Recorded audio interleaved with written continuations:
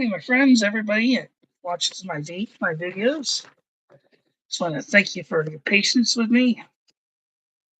Today is only going to be a 3-page reading because it's only 3 pages long and it's only chapter 4. With 5 more to go after this. And chapter 9, it's only 2 pages long. So I'll read chapter 8 and 9 together. I thought about reading 4 and 5 together, but chapter 5 is like 13 pages long. So I'm just going to hold off on that until tomorrow.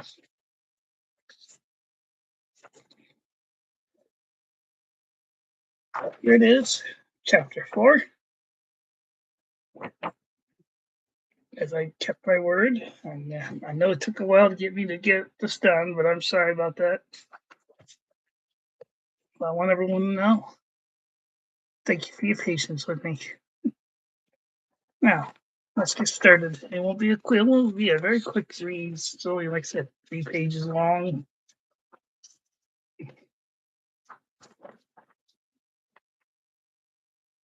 Okay, chapter 4. 3 days later, let's move into the hold of the Sabotage fold vessel, Lieutenant.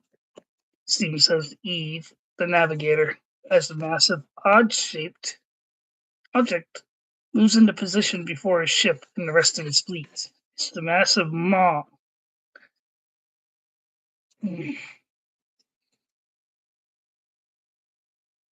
Hold on, sorry.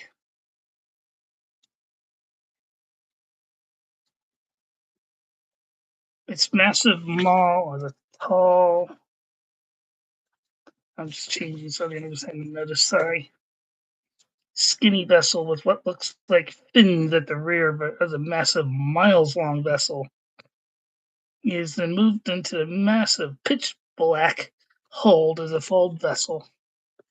As they enter the hull, night lighting comes online on the bridge and throughout the vessel, along with the rest of his fleet. Even with his 75 vessels in the hold, Stephen can see that there's plenty of space for thousands more. That's massive. All vessels are in position, Admiral, sir, Eve says as they come to a stop. Fighters too. All fighters and fighter pods are in position too. How long will be in the fold, Eve? Should take several hours this time. I might change that to minutes. Sorry.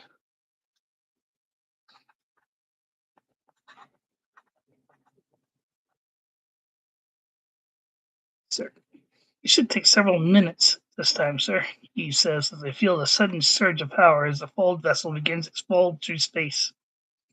I think we need to get our hands on this fold generator. I know, maybe we talk to our new allies with this when this is over.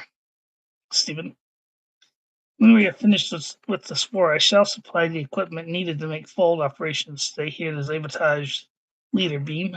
Thank you, sir, Stephen says, nodding. You're welcome, Admiral Spears.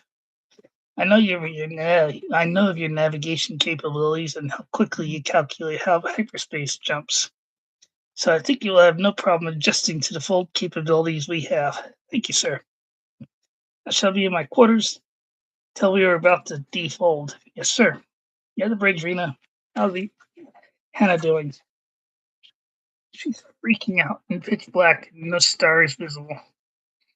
I bet she is not the only one. And not the only ones. Rena says, smiling too, as she has Hannah's headphones on. She's wearing them. I don't know why I wrote that. And she missed that.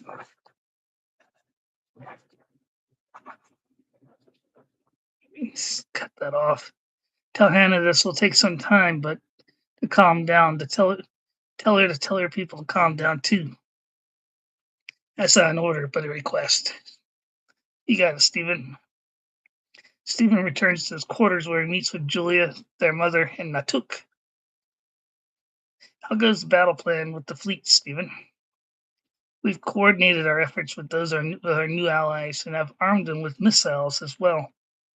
I think we're as ready for this as we can be, but I want you to watch your backs. Something sounds a little off with these allies of ours. You don't trust them? Natuk asks. I will trust them when we're headed back to our home in the Milky Way galaxy. Understood. Something feels fishy here, too, so we must stay alert for anything. I have Rena and Hannah working with the fighter pod pilots. Fine. We are holding back as much as possible in case it's all a ruse. Good idea. He'd made sure they all had as much privacy here in this quarters as possible. Thankfully, the sabotage leader has not been able to breach his security or samurai powers. So, no thought patterns, not human like their own, cannot and will not breach the walls of his quarters. Sorry, I was late getting back, starting. There are other rooms like this around this fleet. This is the strongest of the rooms.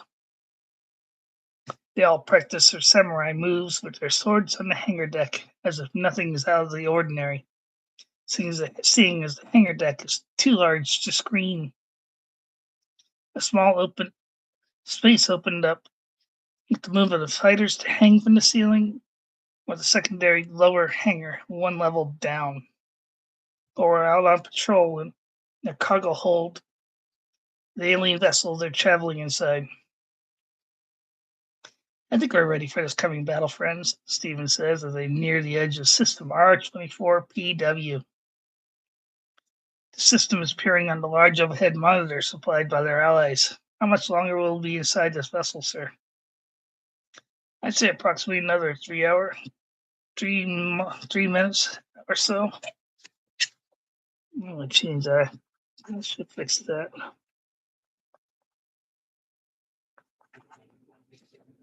I'll fix it.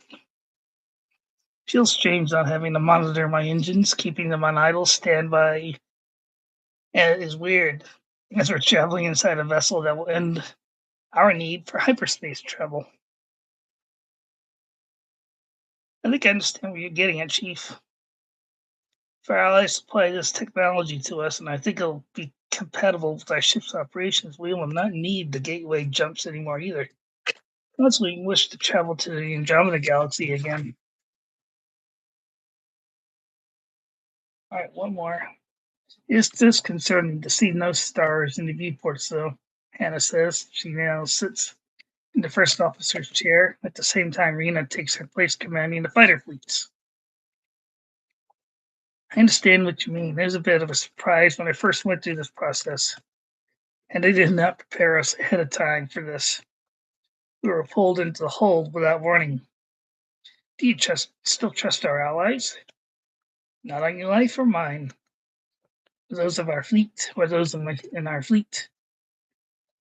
But I will trust them when we are entering the gateway jump, heading for home. And that's the end of chapter 4. Sorry for the short reading, quick stream, but I just wasn't ready to read chapter 5 today. If you liked what I did, my story so far, thumbs up, comment, please. If you have any suggestions, please give them. I'll listen. I'll look at them, see if they'll work with what I have. And I promise I will respond. And I am. Maybe slow responding sometimes. That's my friend Hiki. But I do respond as quick as I can as soon as I see anything on my comments.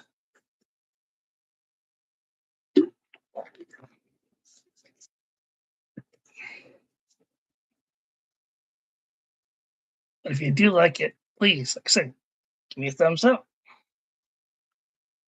If you don't, just don't want to hurt my feelings if you don't. Just give me a comment as to why, if you don't like it. Maybe it's something I can do to make better. But I promise I'm not hurt by any bad feelings towards my books. Well, I'm done for the day. Thank you all. God bless you. Thank you. Have a good weekend.